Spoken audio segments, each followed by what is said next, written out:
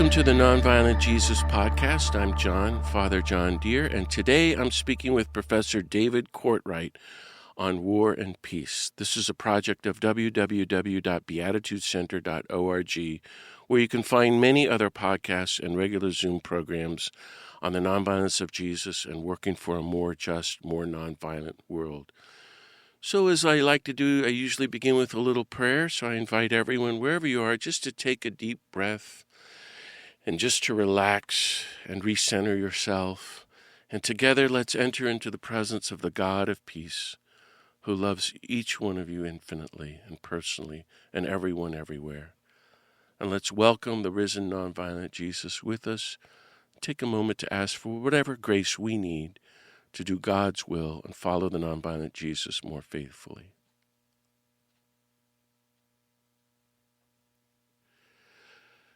God of peace, thank you for all the blessings of life, love, and peace that you give us. Be with us now as we reflect together on your call to work for a more nonviolent, more just world and to follow the nonviolent Jesus. Bless us, inspire us, disarm us, strengthen us, and send us out to do your will of peace, to do our part to help end war, poverty, racism, greed, injustice, nuclear weapons, environmental destruction, and all the systems of violence, that we might be your holy peacemakers who welcome your reign of universal love, nonviolence, and peace on earth. In Jesus' name, amen. Well, it's a great blessing to welcome Professor David Cortright, a leading scholar on war, peace, and nonviolent resistance. David is the former executive director of Sane, the Committee for a Sane Nuclear Policy, which under his leadership in the 1980s grew from 4,000 to 150,000 members and became the largest disarmament organization in the U.S.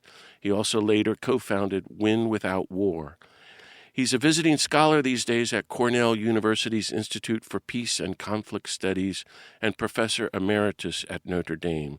He's the author, co-author, or co-editor of 23 books, including the following books: Protest and Policy in the Iraq, Nuclear Freeze, and Vietnam Peace Movements, Civil Society, Peace and Power, Gandhi and Beyond, Nonviolence for a New Political Age, and Peace, A History of Movements and Ideas. He's written widely about nonviolent social change, nuclear disarmament, and sanctions. Especially, he provided research services to the foreign ministries of Canada, Denmark, Germany, Japan, the Netherlands, Sweden, and Switzerland in works of disarmament and peace. And he served as a consultant or advisor to the United Nations, the Carnegie Commission on Preventing Deadly Conflict, the International Peace Academy, the MacArthur Foundation, and Catholic Relief Services. David Cortright, welcome to the Nonviolent Jesus podcast. Thank you, John. It's a pleasure with you. Thank you. So I really like your Beatitudes book, by the way. I just finished it. Thanks, David.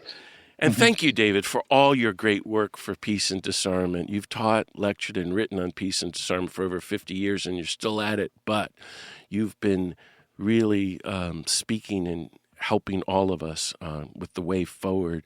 For those who don't know David's writings, you might start at wagingnonviolence.org. That's where I read David regularly. And I want to apologize again, David, for the questions I'm going to ask you about war, because it's a world full of war at the moment. And I know you enough that you could talk for months on each one of these topics. And just even asking them is a little ridiculous, and I know that they can't be given sound bites. But so thank you for being gracious and let me walk through some of these big, heavy topics with you. We're recording this in the middle of March 2026 as the U.S. and Israel are waging a massive war and bombing campaign on Iran that is spreading all over the Middle East, including Lebanon and Syria and the Straits of Hormuz and everywhere. A lot of people being killed. There's talk of it leading to World War III.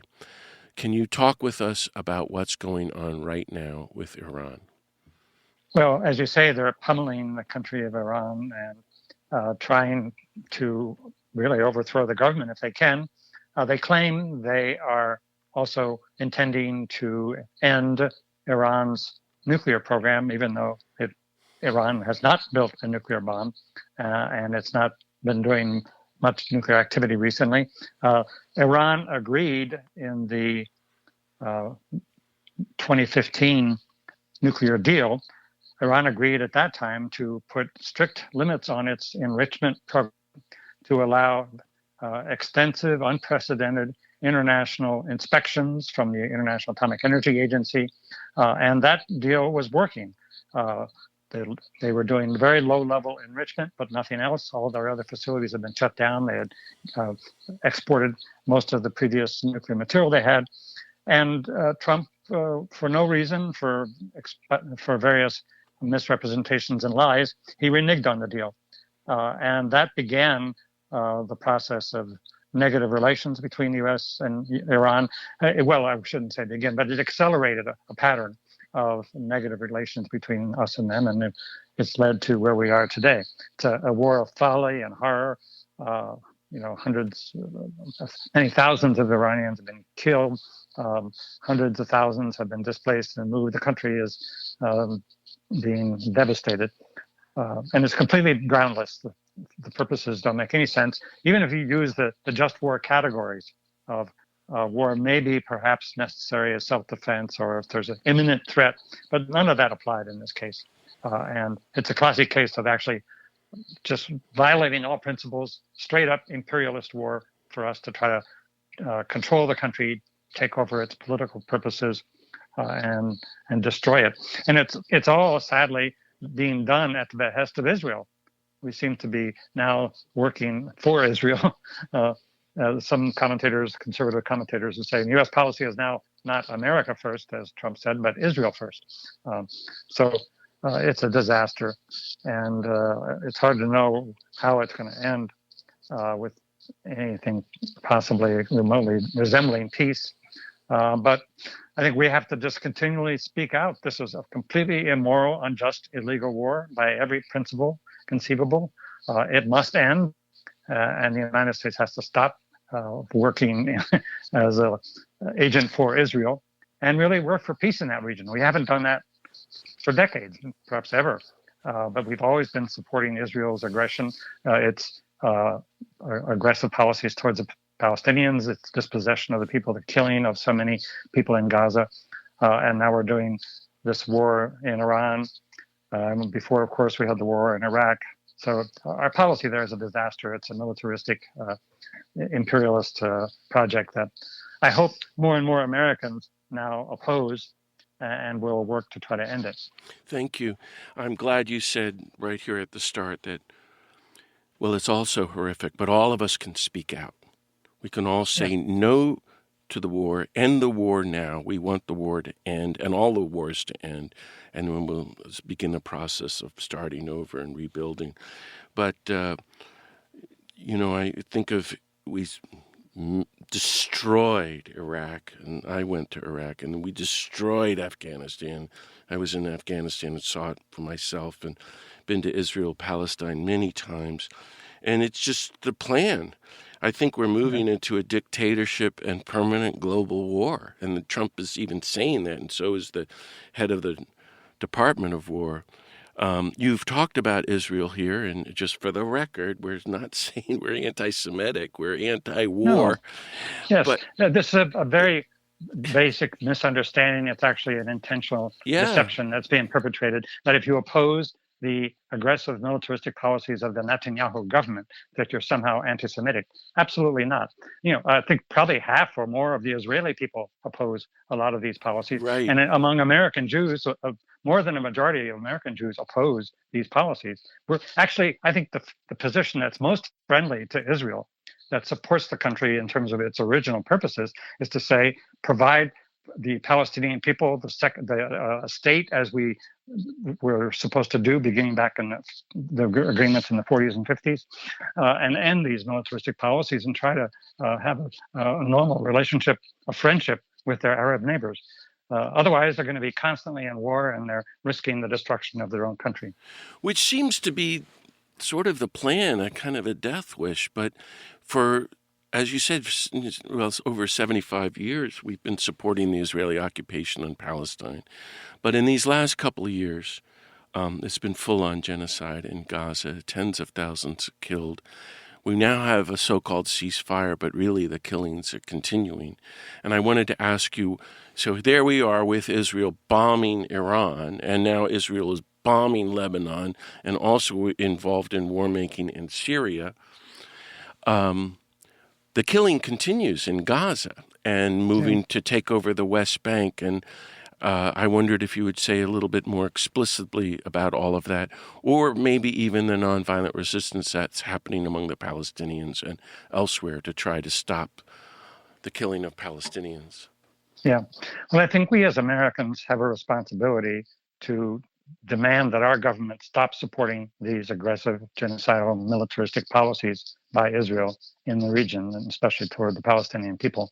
And we can do that. There are legislative measures that have been introduced in Congress to cut off the military aid that we give to Israel. And it's a huge amount. It's billions of dollars a year. And all this equipment that we give to them. Stop that and say, we'll not give any more military assistance of any of this kind of assistance until you agree to follow the rule of law and UN principles in terms of providing for the Palestinians to have a state and end these genocidal policies. The Palestinians have not helped themselves, frankly. I think the Hamas attack was a violent act of aggression, and I opposed it, and many people did. And there's no excuse for it, despite all the oppression that Israel has perpetrated against them. They have to resist by nonviolent means. It's the only way. Nonviolence is the only tool that can be used to overcome oppression in these kinds of circumstances.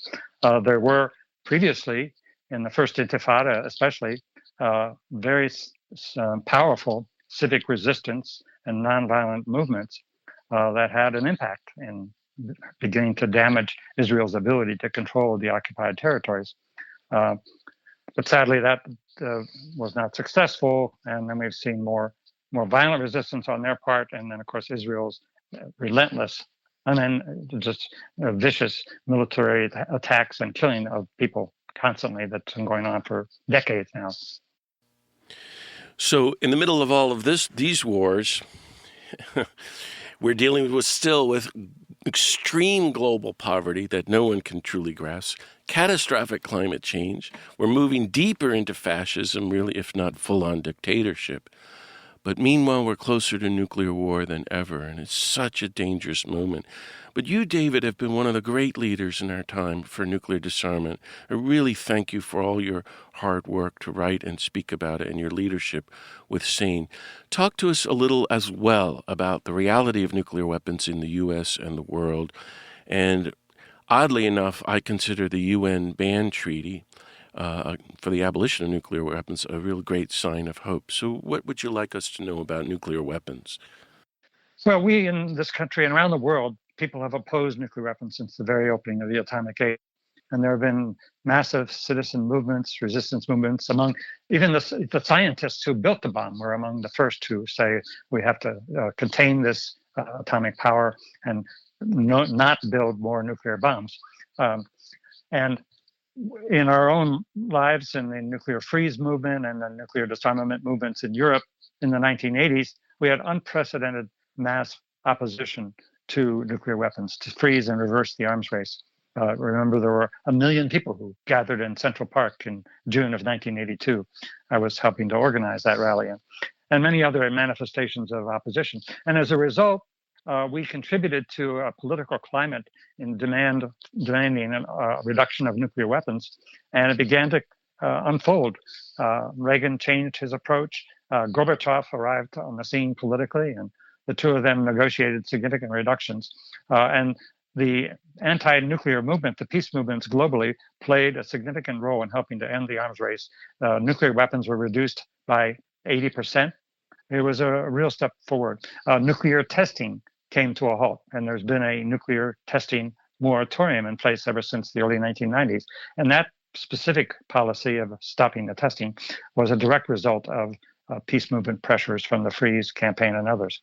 But now, I mean, the bomb never went away, and it's come back, and we have a new arms race that's emerging. And everyone blames China and says China's building nukes, which they are, and it's dangerous. But the United States has also been rebuilding all of our nuclear weapons. In Washington, they have this phrase, modernization. Sounds almost attractive, right? But what it means is they're rebuilding all of our nuclear weapons, making sure that they are even more lethal in terms of their capacity for mass destruction. And if they were ever used, it would be the end of the world. And that's been going on.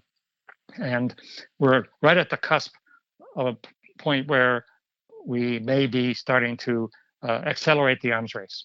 It's been going on, but as you know, the Trump administration refused to extend or continue the New START treaty, these agreements to limit the numbers of nuclear weapons. So now there are no guardrails of any kind on nuclear weapons. And there is money that's already been appropriated by the US Congress, by the Republican majority in Congress, to to add more nuclear warheads to our current weapons. And so we're really trying to stop that. I think the priority for the disarmament movement is, initially stop any further buildup. And we initiated an appeal last year. It's called the Appeal to Halt and Reverse the Arms Race. And the idea is to make sure that the US and Russia and China and other countries all, first of all, stop building more, and then begin to seriously negotiate down to reduction and elimination of these weapons. You mentioned the TPNW, the Treaty for the Prohibition on Nuclear Weapons, that was negotiated at the UN a few years ago. It's been signed by about nearly 100 countries. And it's a real ray of hope that the UN now has said the goal of eliminating nuclear weapons is possible. It's necessary. There are steps for doing so. And by the way, it's now an international legal obligation, or it's becoming so. We need more countries to endorse it for it to become binding. But it's a guide stone for us to be able to say that we can and must reduce nuclear weapons and get rid of them. One of the things that no one seems to be discussing, because the news is all so overwhelming, is the U.S. budget. And so I wanted to ask, and you brought that up a little bit, the Trump administration seems to be taking any and all money everywhere for the 1% corporate elite and billionaires, or maybe it's a 0.0001% who seem to owe everything, but also taking money for the U.S. military and the Department of War. And so it's hard to even say that there's been a radical increase in military spending under the Trump administration. But there has been. And that means as well, on top of the incredible cuts of billions of dollars for the poor, for food, for education, housing, healthcare, human rights, and human needs. So please tell folks about the budget and what's happening with the military. It's incredible. And I'll put on my priest hat. This is pure systemic sin, mortal sin, and evil. I think what we're talking about, this budget. Yeah, I would agree with that. And they have been building up, and they say all this money that we're spending on all brand new aircraft carriers, new missile firing submarines, new ballistic missiles, new bombers, all of this stuff is being built now. And in that legislative package that they passed last year, they called it the big, beautiful budget. We all call it the big, ugly, horrible budget. There was, for the next 10 years, they're going to spend $1 trillion. I can't even imagine how many numbers that is. $1 trillion on upgrading and rebuilding nuclear weapons. And that $1 trillion also equals the amount of money they're taking out of social programs, especially medical support, medical insurance, Medicaid, SNAP.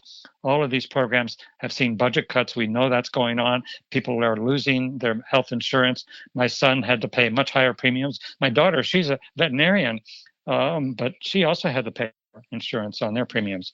And that's all being done while they're putting all this money into the military. And that same amount, the $1 trillion, happens to be also the amount of the tax break that they've given to the super rich. So it's the most regressive policy imaginable, that taking money from people who need health care support, giving big chunks of money to the super rich, and spending most of the other money on weapons for destruction. And we're seeing all of those weapons being used now in the bombing of Iran. So far, they're not using nuclear weapons. Thank God. Let's hope and pray that that never happens. But the weapons are there, and they're used for this purpose of attacking other countries. David, we could talk about many other places. The Trump administration in the United States just captured and kidnapped the president of Venezuela and, in fact, making war on Venezuela. We could talk about our involvement in Ukraine or Congo or South Sudan or so many other countries, and the threats now, as I'm recording this with you, on Cuba. But for the sake of time, you've also been spending your life researching grassroots nonviolent movements. And though things are so grim and dark, actually billions of people seem to be engaged around the planet in bottom-up people power grassroots movement of nonviolent resistance. Tell us a little bit your thoughts or what you see happening around the country and the world these days. I think you're right. I'm hopeful in that sense that there is the largest grassroots movement for justice that we've seen in this country with the No Kings movement that's been supported by Move On and lots of other groups. Here at the end of March, there'll be another round of protests, and hopefully millions of people will be out in the streets. I will certainly be out there and marching for justice, marching against these dictatorial, militaristic policies of Trump, marching to save our democracy, to bring justice to our spending priorities so that we fund human needs, not weapons. And we've talked in the peace movements about this. This is not a peace movement as such.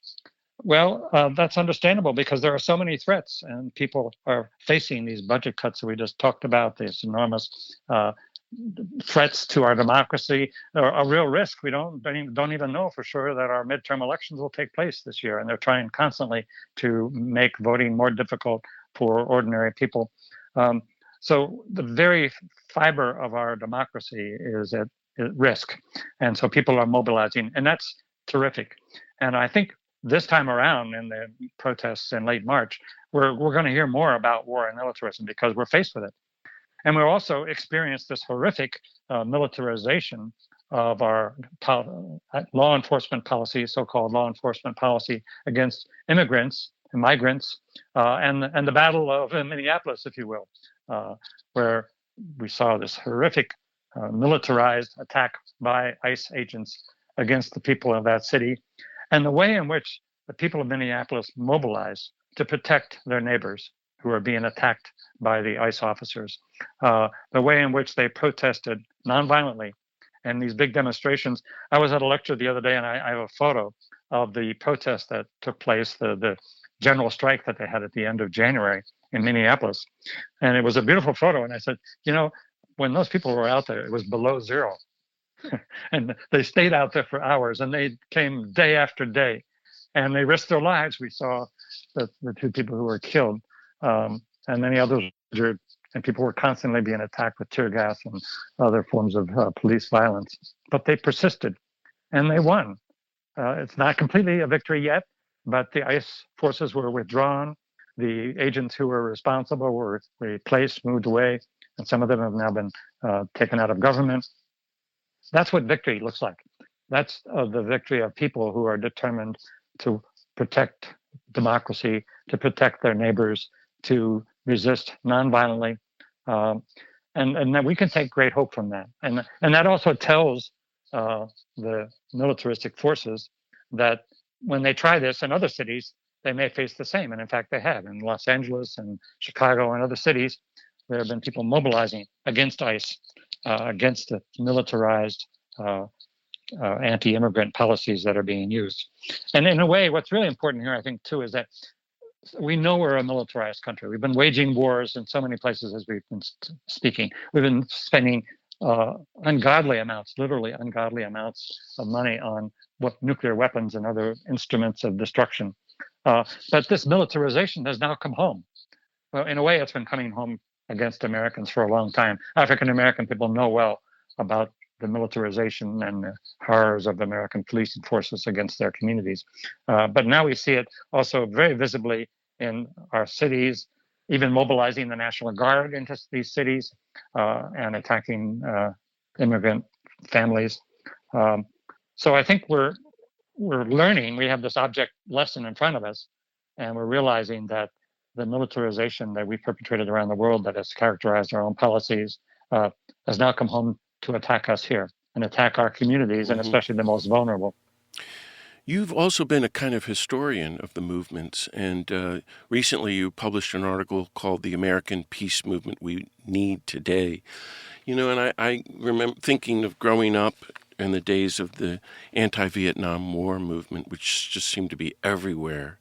And then even in the 80s, there was such a strong anti-nuclear, anti-war movement against Reagan. And I mean, the work you did in June 1982 is the largest anti-nuclear protest really in U.S. history, if not the largest protest.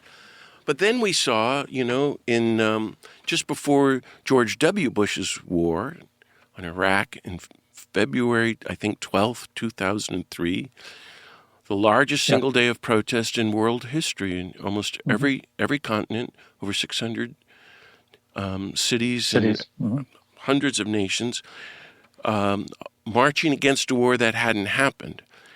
I don't mean to sound cynical, but I don't ever think of there as a peace movement, especially hanging around with Thich Nhat Hanh. He would say if you're a peace movement, you're totally peaceful and nonviolent, and that we all have so much farther to go, as Dr. King would have taught us.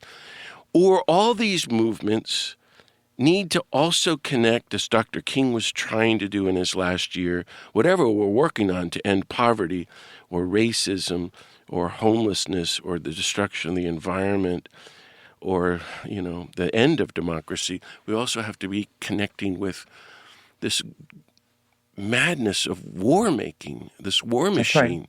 So tell us about this article and, is there a peace movement, or what would that look like? What do we need today? What would a peace movement look like in the U.S. if everybody was always saying, no matter what we're protesting, and end our wars, demilitarize, abolish our nuclear weapons, and let's spend these resources on pro-human needs and nonviolent conflict resolution? Yeah, I think what you were writing about in that article is that today we see many other movements, and there is opposition to war. There are people who are organizing against nuclear weapons who are now more and more opposing the attack against Iran. But the central focus of popular mobilization now is in the No Kings movement, in the opposition to Trumpian authoritarianism, to the challenges to the fundamentals of American democracy. And that's where the focus is, that's where the energy is. And those movements are strongly and strictly committed to nonviolent action. In all of the protests, there are announcements from the podium that we are a nonviolent people. We are committed to act peacefully, and there are trainings that people participate in before these protests. So while the agenda is not end war, peace now, like we did back in earlier decades, or no nukes now, those are not the slogans.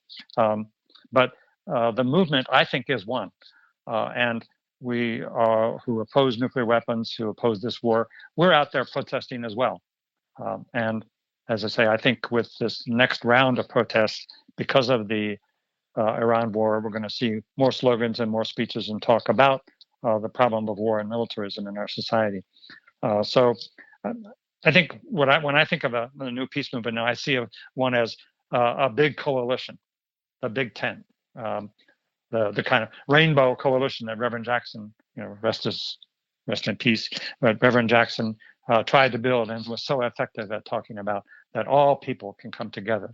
And all these movements, racial justice, immigrant rights, women's rights, economic opportunity, all of that comes together with the agenda for peace and the elimination of nuclear weapons. And we need to work together in that way. So it's a different kind of peace movement, and I see some articles recently where there's no peace movement. What's going on here? Well, that's not right. I mean, the opposition is now being expressed in different ways. And we have 60% or whatever the percentages are now of the people opposing this war in Iran. 60, 70% or more believe we should get rid of nuclear weapons. So the American people are on our side. And what we need to do is mobilize around the most important opportunities that present themselves and with the biggest coalitions that are present. And that's, as I say, right now, I think it's no kings. And I think that the elections that are coming up, let's pray that they actually do take place, and not only pray, but organize and resist and make sure that Trump and his allies do not undermine the elections. But if we can have anything like a fair election in this coming November, I think the chances are that we can vote a lot of these people out of office. And most importantly, put a really strong constraint on Trump's madness and hopefully begin to make some progress in restoring some of the programs that have been cut, making sure that we reduce spending on nuclear weapons rather than increase, and move towards a negotiated reduction of these weapons. Thank you, David. I know that you were a friend and colleague of Reverend Jesse Jackson, and I knew him a little, but I've been, since he died, giving thanks for, I don't know where we would have been these last 40 years without him, because he seemed to bring so many people together. He never stopped. Can you we don't have too much time, but say a word or two about the great gift that he gave all of us working in all the movements, Yes. Keep hope alive. Keep hope alive.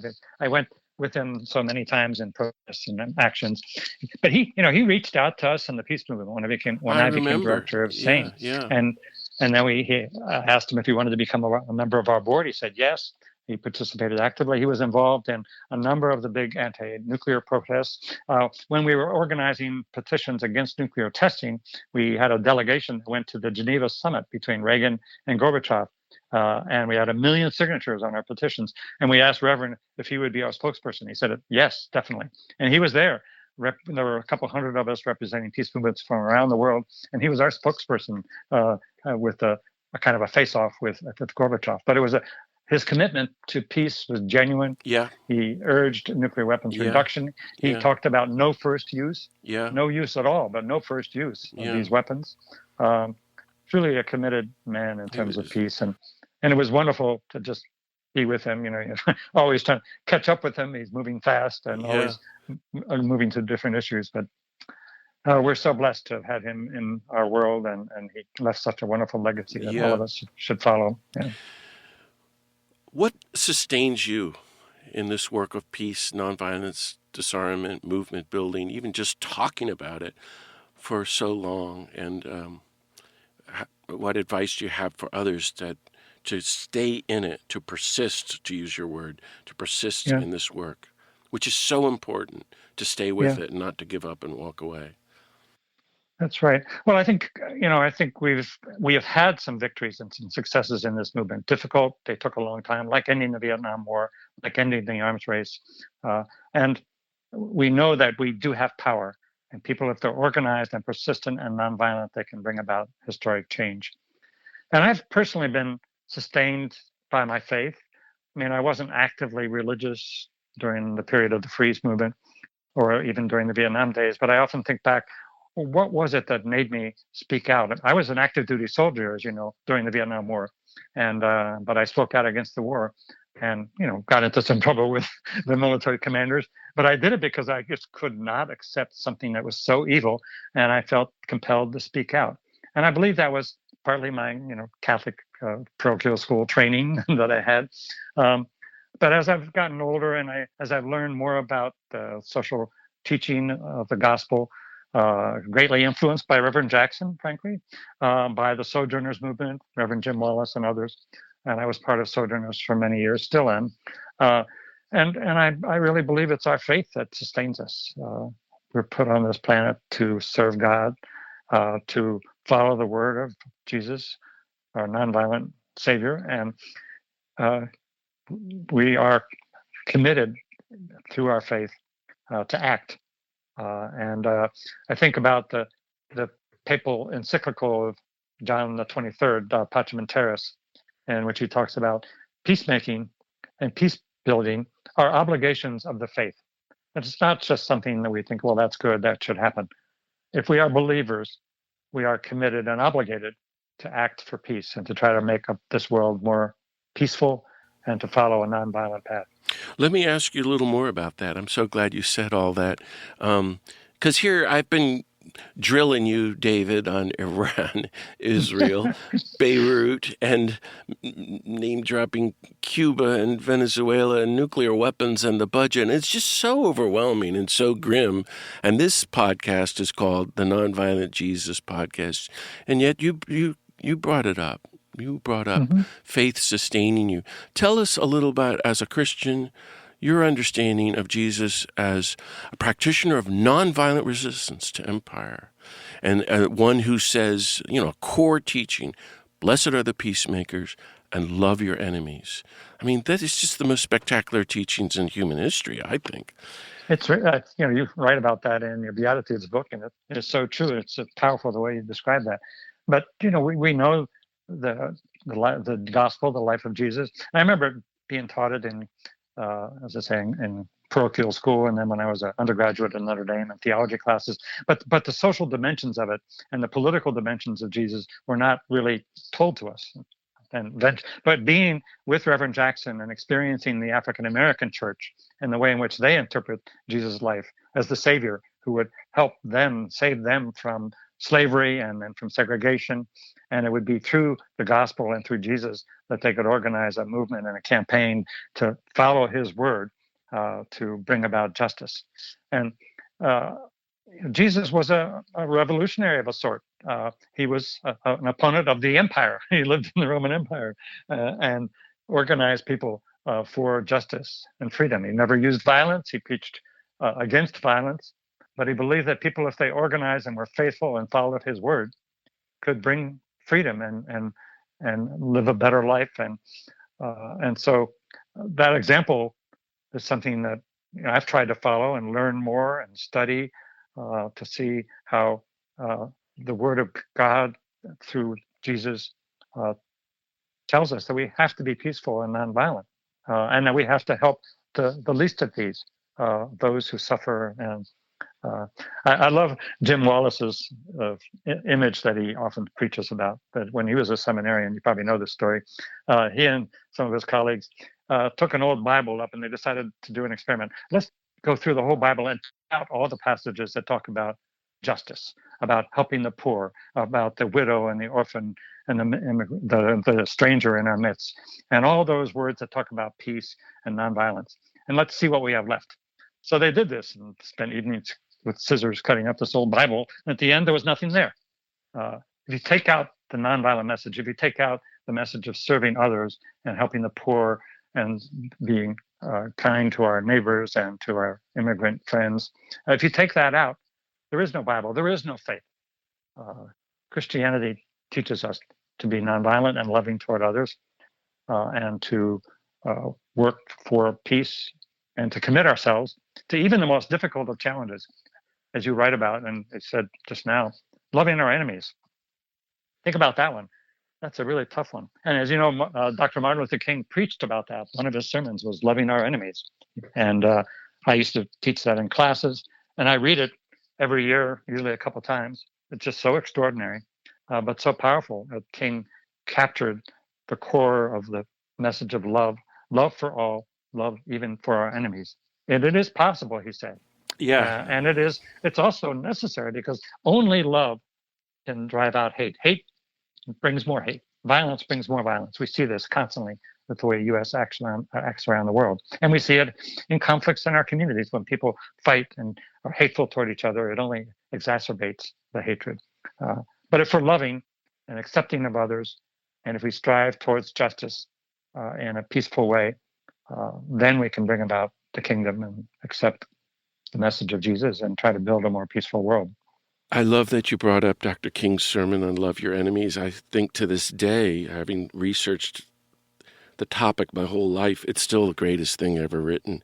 One of the sentences that on the Sermon on the Mount commandment, love your enemies, he has that sentence, for example.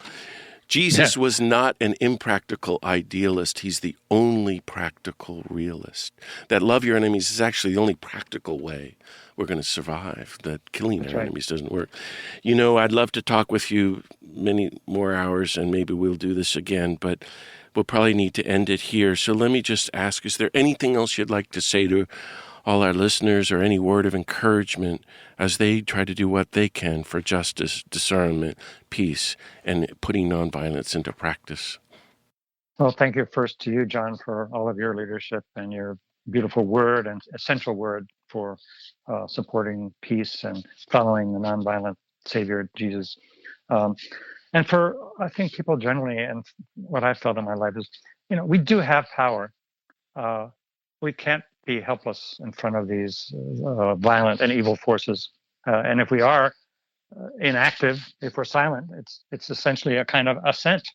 Let's them continue on their way. So we have that obligation to speak out, to work for justice. And we need to think long term. I always talk about Gandhi. He had the march to the sea, the long march to the sea. And we need to have a long march in our whole lives, and be always serving justice, serving the word of the Lord, following the word of the Lord, and realize that sometimes when we're persistent, when we work with others effectively, we do make changes, and we do succeed sometimes at holding back the forces of violence and evil. And again, just thinking recently, follow what the people in Minneapolis did. Follow what people are doing now in the No Kings movements. Join up to these movements. And together, we have a chance of trying to push back against this force that's causing war and violence and poverty and injustice in our society. Well, thank you so much, David Cortright, for speaking with me today. And thank you, friends, for listening to this episode of the Nonviolent Jesus podcast. You can hear more podcasts and find other upcoming Zoom programs at www.beatitudecenter.org. And please go there and sign up to receive our free e-blast with news about upcoming guests on podcasts and Zooms. And please help me by telling your friends and coworkers about this podcast. That's the best way to promote it, through word of mouth. Also, a little plug. I hope everyone will check out and order my new book. It's called Universal Love, Surrendering to the God of Peace. So may the God of peace bless you all. Keep on following the nonviolent Jesus and working for a more just, more nonviolent country and world. See you next time.